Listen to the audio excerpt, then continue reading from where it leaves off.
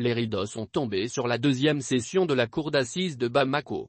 Ouverte le lundi 23 août 2021, elle a jugé 182 accusés, dont 106 étaient en détention. La cérémonie de clôture a eu lieu le vendredi 1er octobre 2021 à la cour d'appel de Bamako. Cette cérémonie était présidée par le procureur général, Idrissa Arizo Maïga, qui avait à ses côtés le premier président Diakari Touré, le représentant du bâtonnier de l'ordre des avocats, Mema Mamadou Koné, et plusieurs membres du corps judiciaire. Du lundi 23 août au vendredi 30 septembre 2021, les jurys ont rendu des verdicts qui ont permis aux accusés d'être fixés sur leur sort et c'est ainsi que l'examen des affaires enrôlées a débouché sur 10 peines de mort contradictoires prononcées et 14 condamnations à perpétuité. Pour les peines de réclusion criminelle à temps, il y en a eu 19 et 33 condamnations à l'emprisonnement. La Cour a aussi prononcé 25 acquittements et 15 emprisonnements avec sursis. Quant à la condamnation par contumace, elle est au nombre de 23 dont 4 peines de mort par contumace. Il y a eu aussi 3 extinctions de l'action publique.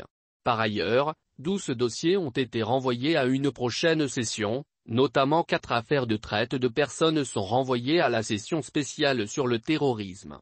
Les amendes prononcées au cours de cette session s'élèvent à 1 210 000 FCFA.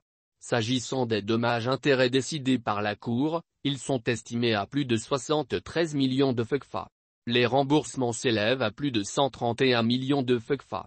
Au dire du procureur général près de la cour d'appel de Bamako, Idrissa Arizo Maïga, le résultat est malgré tout satisfaisant et cela grâce à l'engagement des membres de la Cour avec des audiences qui se sont poursuivies parfois jusqu'au lendemain matin.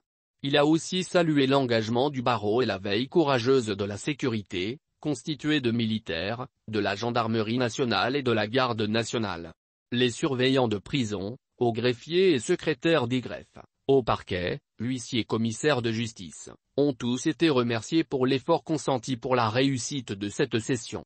Une autre sera entamée dès le lundi 4 octobre, cette fois spéciale car y seront examinées quasi exclusivement les affaires de terrorisme au nombre de 41, complétées par 4 affaires de traite de personnes et 2 cas de blanchiment, soit 47 affaires au total, a-t-il indiqué.